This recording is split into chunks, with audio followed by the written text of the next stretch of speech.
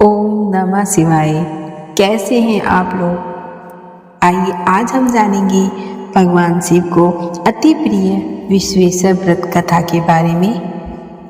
ये व्रत भगवान शिव को समर्पित है। इस व्रत का विशेष महत्व है। आखिर क्यों किया जाता है यह व्रत और क्या है इसके पीछे पौराणिक कथा, ये सब हम इस वीडियो के माध्यम से जानेंगे। पहले जानते हैं यह व्रत 2024 में कब है। यह व्रत कार्तिक मास के पवित्र महीने में पड़ता है। इस बार यह विश्वेश्वर व्रत 14 नवंबर दिन गुरुवार को है। इसे वैकुंठ चतुर्दशी के दिन रखा जाता है। हमारे पुराणों में बहुत सारे उपवास का उल्लेख है, जिसमें से इस व्रत की महिमा अपरंपार है। आपको बता दें कि त्रिनेत्र भगवान शिव को ही विश्वेश्वर के नाम से जाना जाता है। यह व्रत प्रदोष व्रत के ही दिन ही पड़ता है। भगवान शिव की उपासना करके हम भगवान भोलेनाथ को प्रसन्न करते हैं। भगवान भोलेनाथ को विश्वनाथ के नाम से भी जाना जाता है। काशी में विश्वनाथ ज्योतिर्लिंग भी स्थित है। यह उपवास कार्तिक पूर्णिमासी से पहले भीष पंचक के तीसरे दिन किया जाता है।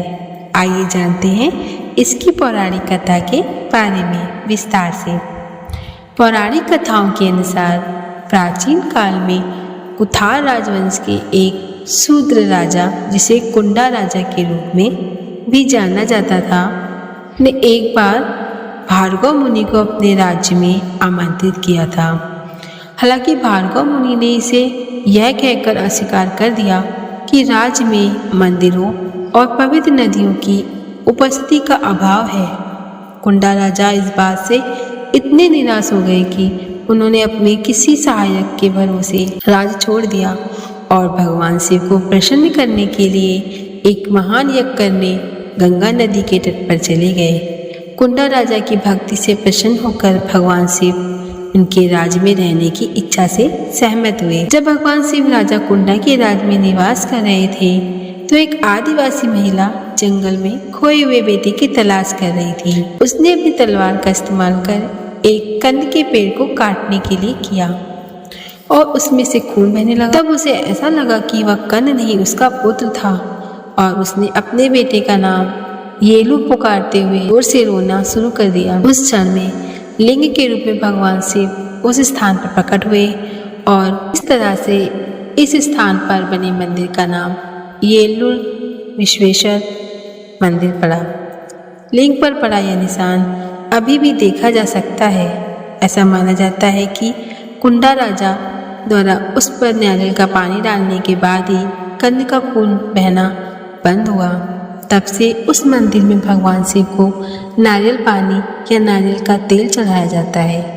भगवान को चढ़ाया जाने वाला तेल मंदिर में दीपक जलाने के लिए रखा जाता है। यह व्रत विशेष रूप से उन लोगों के लिए महत्वपूर्ण है जो भगवान शिव के अनन्य भक्त हैं और उनके आशीर्वाद की प्राप्ति के इच्छुक हैं। इस व्रत की कथा सुनने से न केवल मन को शांति मिलती है, बल्कि यह परिवार में सुख समृद्धि भी लाती है। पुराणों के अनुसार एक अन्य कथा इस प्रकार है। एक बार काशी नगरी में एक धार्मिक और सज्जन व्यक्ति रहते थे। वे भगवान शिव के परम भक्त थे और प्रतिदिन उनका पूजन अर्चन करते थे।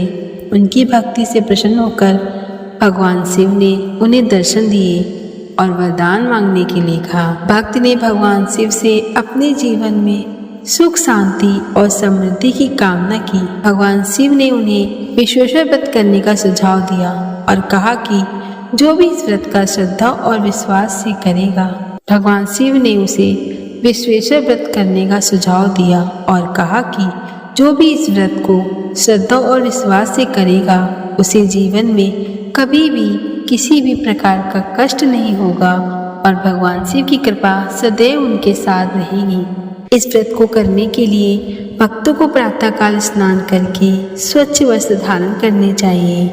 भगवान शिव का ध्यान करते हुए शिवलिंग पर जल, दूध और बेलपत्र अर्पित करना चाहिए।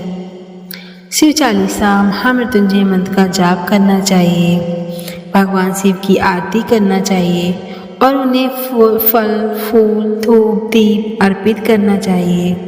कथा सुनने और पाठ करने के बाद विश्वेश्वर व्रत की पूजा संपन्न होती है।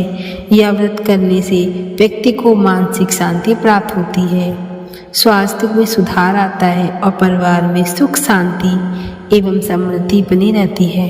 साथ ही भगवान शिव की कृपा से भक्त के सभी कष्ट दूर होते हैं और उसे मोक्ष की प्राप्ति होती है।